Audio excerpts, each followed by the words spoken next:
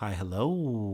Welcome to another episode of Isaiah's Newsstand. It's your host, Isaiah Edwards.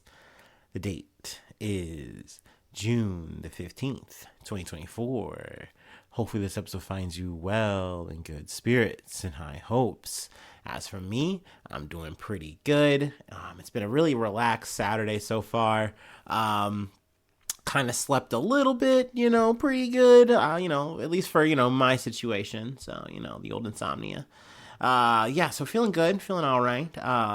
Let's see, so far, I really haven't left the house yet, but I love the feeling of like knowing that the weather is really nice from the comfort of your home. It's always like a nice feeling. Maybe that's just the agoraphobic in me, where it's like, hey, I know that it's nice outside, and I don't even have to like go out to like experience that. But I do hopefully plan on going outside, so fingers crossed. I actually I wasn't sure if I was even gonna talk about this because it's just kind of funny. Like, I went on my walk, right, and I gotta say, I got pretty, let's say, elevated, right. I try not to be too explicit in the first minute or so. So I was on a good foot. I was walking around the streets, and on my way back home, a little chihuahua just starts barking, and I'm like, okay, I'm used to dogs barking at me, whatever, that's fine. But I noticed that the it's getting closer and closer, and I'm like, what the heck? And I swing around, and I see that this dog, no leash, is just running out in the front, no owner, whatever. And I'm like, okay, I'm sure this dog is like an okay dog, right? But then as it's getting closer, barking, barking, barking, I'm like, maybe not. So I start like, backtracking, kind of like walking around, and he's just like kind of not at my heels. Like it seemed like he wanted to keep a safe enough distance, but still make sure that it knew that it was aggressive. And I'm like, okay, classic Chihuahua. And I'm starting to quickly realize it. I'm just surprised that the owners aren't out there. And I'm like kind of slowly like walking in, like, oh, what's up? Hey, it's okay. Yeah. And then it kind of hits me because once again, y'all gotta know, I'm like, woo. It's gotta be like an electric fence, right? It's because like this thing was damn near like almost on the street trying to get me, and I'm like, why are you coming at me like this? Like it's unnecessary. But I was like, okay. Anyway, I walked out of its range. It kind of kept barking at me, and I was like, man, that was funny. And yeah, here we are yapping about it now. But yeah, no, my walk was good. Let's see, food corner from last night. Y'all know it was pizza day. You know what we do on a Friday. It's been a good standing tradition, and I love that. Also, it's what's funny? It's signs of economic stability for this household. So knock on wood, right? Because I feel like I've only maybe missed one pizza day on a Friday, and like that wasn't because like, oh, I don't have the coin. Like I think I had other things to do that day. Yeah, we just had other things to do. That was the Flower's birthday stuff. So yeah, it was ramen. So that wasn't a loss. So yeah, it was nice. Let's see, what pizzas did we eat? The details, the toppings. We had one pizza with jalapeno and banana peppers. Kind of ran back to jalapenos. Felt good. Felt right. And that had the barbecue base. That was good. That was good.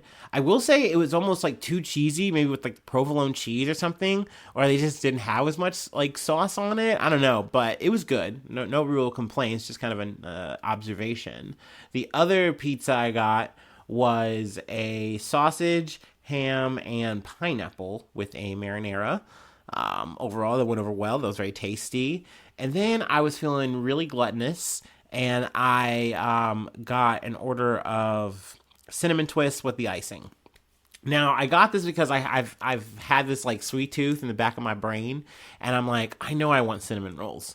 So I feel like this is just a good way to head that off, so I don't have to go buy a whole thing of cinnamon rolls and try to eat them.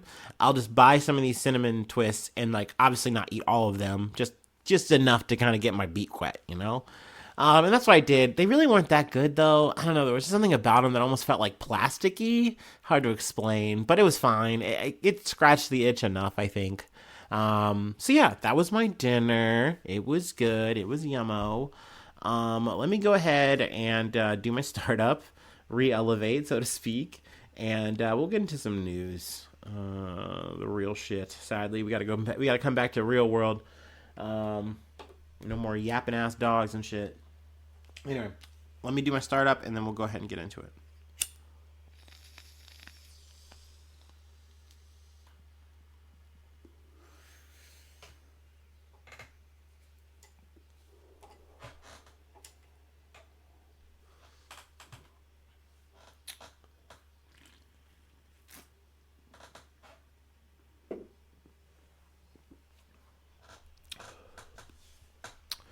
From CNN. Teens went to a sporting goods store to return airsoft guns. An armed man fatally shot one in the back, authorities say. An armed man who took it upon himself to conduct surveillance outside a sporting goods store in suburban Seattle has been charged with murder after he fatally shot in the back a teenager who had an airsoft gun in his pocket, prosecutors said. Aaron Brown Myers, 51, was charged with second-degree murder and second-degree assault in the killing of the 17-year-old, identified as HR, according to court documents. The teen was shot once in the side and at least 6 times in the back, and he died at the scene, the documents state. In this case, the defendant attacked 3 teenagers who had not committed any crime at any stage of the interaction, chose to escalate with more and more violence until it culminated in the defendant taking the life of 17-year-old HR. King County Senior Deputy Prosecuting Attorney Lauren M. Burke wrote in a case summary and request for bail. I believe he is still currently in custody on like $2 million bail. Let's see here. In a statement on Wednesday, attorneys for Myers said he was a quote-unquote professional security consultant and argued he fired in self-defense, which is insane. We are confident that over the course of this investigation, the evidence will show that Mr. Myers' only intent that day was to protect himself and others from serious harm or death. Attorneys Michael Scudder and Zachary Wagnild said in an email to CNN. The incident began the evening of June 5th when HR and 2 other teenagers approached the Big Five sporting goods store in Renton, Washington, according to court documents. HR had an airsoft gun in his pocket, and a teenage friend identified as BA had an airsoft gun in his coat pocket, according to court documents. Myers, who is not a member of law enforcement, had decided to conduct Overwatch at the parking lot and immediately assumed that the 3 teenagers were about to commit a violent robbery, the prosecutor wrote. Overwatch is a military term for surveilling a location. And I get the feeling that this person's probably not in military. I would be very surprised seeing how this person conducted themselves. But then again, maybe not, considering how trigger happy this person was. But we'll try to get into that. He exited his vehicle and pointed his pistol at the trio, commanding them to stop, drop their guns, and get on the ground, the documents state. The teens complied, and BA put the airsoft gun on the ground, saying it was just a BB gun, according to the prosecutor. The 51-year-old then tackled BA and pinned him to the ground, the documents state. HR had his hands in the air and was backing away, and Myers then shot at him at least 7 times, killing the teen, according to the summary. So you heard the story. Does that sound like self-defense to you? No, especially when you hear the teen say, this is not a real gun. They are complying with you. Their hands are in the air. This is something that is also on footage, like it's recorded from the sporting goods store. And also, I think, a martial arts building, like, in the area. Like, I guess it's like a strip mall kind of situation. Let's see here. So, yeah, I mean, it's crazy that he's trying to plead self-defense here. Let's see. They were going to the sporting goods store because they were having a problem with one of the guns, and they wanted to either go get it exchanged or returned. So really, like, what? You're guilty of potentially brandishing an airsoft gun in the street, and that made you a target to this person. That's essentially what happened. Let's see. I did want to pull another situation here. He likes to conduct Overwatch. Myers, yeah, here's the story I wanted to pull. I'm sorry. Myers had previously been involved in a March 2022 incident in which he chose to intervene when he mistakenly believed someone was armed, according to the document. In that case, Myers called 911 to report that a person on a bicycle was pointing a gun at people. And Myers said he had a pistol and may have to intervene, the affidavit states. Myers then followed the bicyclist and told police that he thought he might have to shoot the person. Officers arrived at the scene and determined the bicyclist item was not a gun but a silver metal object that was possibly part of a bicycle. This was a person who was looking for a reason. And in this situation, the situation I'm just describing here, where he did call 911, I think it's that call that stops him from doing that. In the situation with the three teenagers and where HR gets murdered, he does not make that call. His excuse was it was heat of the moment. I didn't feel like I had the time. But I think this was an escalation from this person. I think they go, oh, if I call them, they're going to tell me every reason not to do this. And I should do this. And I want to do this. Because even when these kids complied with a person who was not an officer of the law, just a guy with a gun, supposed to be a good guy with a gun, so they say, they get murdered by said guy. One guy gets murdered by said guy. Brutally. So here we are with that. I just wanted to start off with that because I knew this was the worst story, the hardest story. So I wanted to just truck on through there. But yeah, fuck this dude. And I hopefully am gonna be keeping an eye on this fucking trial. Cause yeah, what the fuck, man? Like, this is the reason I hate this shit. This is the reason why I just don't want us to have guns like this, the access to this. It's just crazy. There's no need for it in my mind. Yeah. So yeah, let me move on. From The Guardian, Barclays suspends sponsorship of Download, Latitude, and Isle of Wight festivals.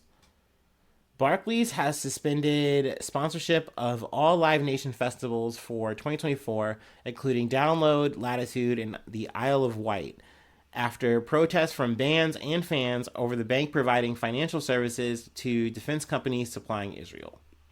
The bank signed a 5-year sponsorship deal with Live Nation in 2023. It is understood that the suspension does not apply to the entire contract. A spokesperson for Live Nation said, following discussions with artists, we have agreed with Barclays that they will step back from sponsorship of our festivals. So yeah, maybe they're going to participate and throw the money at other places with Live Nation. But hey, let's continue. A spokesperson for Barclays told The Guardian, Barclays was asked and has agreed to suspend participation in the remaining Live Nation festivals in 2024. Barclays customers who hold tickets to these festivals are not affected and their tickets remain valid. They're still valid. The protesters' agenda is to have Barclays debank defense companies, which is a sector we remain committed to as an essential part of keeping this country and our allies safe. So, we are getting into like the BDS stuff, the boycott, divest, sanction stuff. I do overall think this is a good thing. It was nice to see not just fans, but also a lot of artists come out and say, hey, like, we don't support this. We are not aligned with this. We don't want to perform here. And then for like the fans to be like, hey, we don't want to give you guys money in support of this shit. And yeah, so it was cool to see a lot of bands. Actually, I'm going to maybe skip ahead here, see if I can find it. Yeah, a number of bands had already withdrawn from this weekend's Download Festival, which gets underway on Friday in Donington Park as a result of the sponsorship. Among them were Leeds band Pest Control, who said, we cannot sacrifice the principles we held by this band and by the scene we come from and represent it just for personal gain. The bands Speed, Scowl, Zulu, and Ithaca also joined the boycott. The latter said, once we were made aware of Barclays' involvement in Download, we knew we could no longer participate. This moment of solidarity is an opportunity for festival organizers to reflect carefully on who they take money from and see that the younger generation of bands will no longer be silent. So yeah, the first I heard of the story, weirdly, was of course scrolling around through Facebook. Um, Ronnie Radke, who's a huge fucking piece of shit from, I believe, the band Falling in Reverse, was talking shit about Speed, saying that they were somehow not punk for doing something very punk, like protesting something that is clearly like, yeah, this is a fucking atrocity. We don't want to be a part of this. We're not gonna fucking show out for this shit. And so naturally, people were just dumping on Ronnie Radke, which I'm like, hell yeah, thumbs up, love to see that. Looked up Speed because I had not heard of them before. Fucking love that shit. I was doing research while I was like, oh, fuck yeah, dude. So yeah, go listen to Speed. And yeah, I mean, I think overall this is good. I was happy to see this shit. I think this is the kind of message that you want to send to, I guess big corporations and organizations that are, supporting war and things like that. Though I will say, I mean, the money, like I said, kind of at the top, the money's just going to move around. Sadly, it's a strong gesture. It's a nice gesture. Hopefully, it feels good, right? But at the end of the day, I know that motherfuckers are still going to get their arms. They're still going to get the things that they want, and the IDF is still going to keep blowing up children. Sadly, but yeah, like I said, overall, I do think this is a good thing. I do. We love to see it. We stand with this shit. I'm trying to think, was there anything else I really wanted to pull from? No, I think we're good here. I feel like I said what I wanted to say, how I like to say it. So yeah, we go ahead and move on to the next thing. Let's go to South Africa from the BBC. I can say his name. Cyril Ramaphosa, re-elected South African president. Now, this wasn't too surprising. They were the top dogs, even despite having to form a coalition, not coalition. Coral. South Africa's parliament has re-elected Cyril Ramaphosa as the country's president following a landmark coalition deal between the governing African National Congress, the ANC, and opposition parties.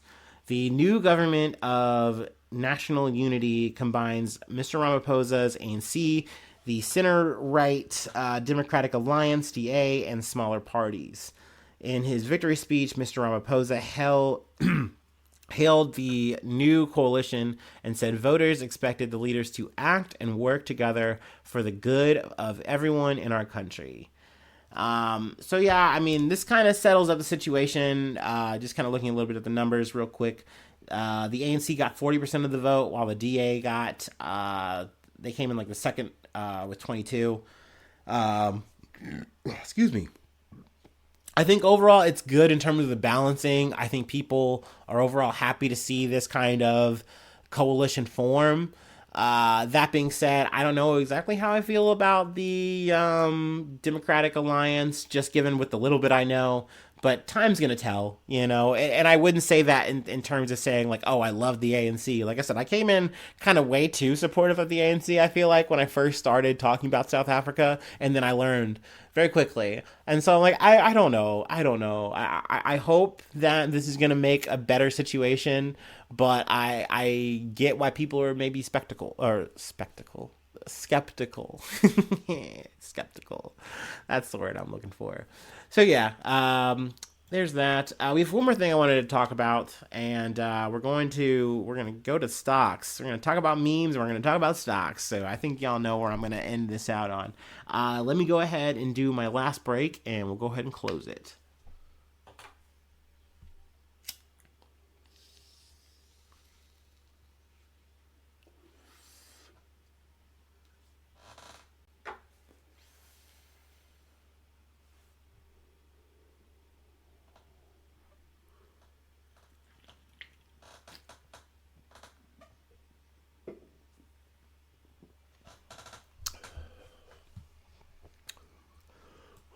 Ooh.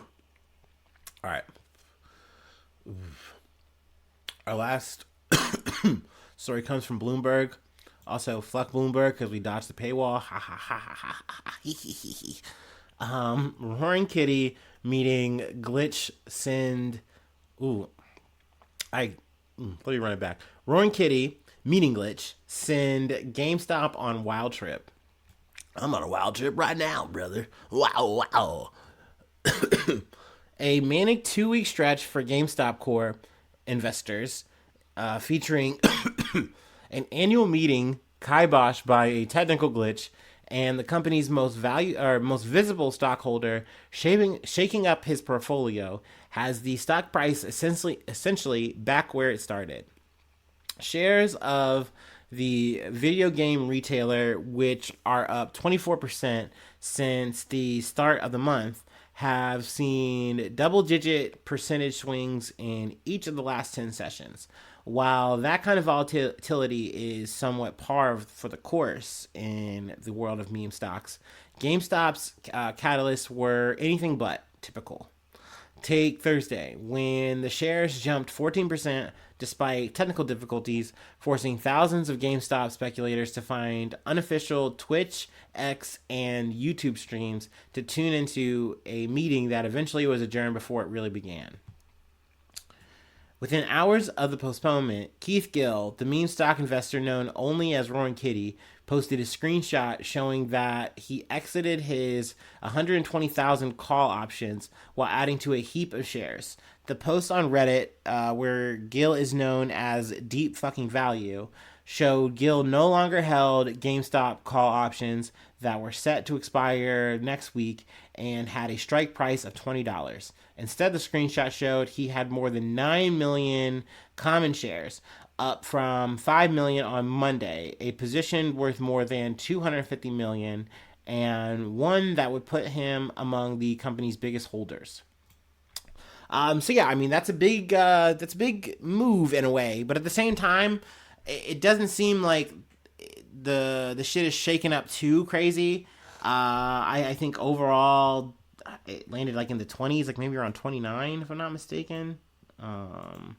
So that's good, but also kind of mild. Yeah. So yeah, for all the maneuvering, GameStop shares closed just below $29 on Friday, only slightly higher than where they were at the end of trading 2 weeks ago. In between, the stock had seen wild jumps, and the company. I'm sorry, gotta scroll down here, and the company has used those moves to sell shares and shore up its balance sheet. This week, it completed an offering that raised $2.14 billion, and over the past month, it has brought more than $3 billion in new capital.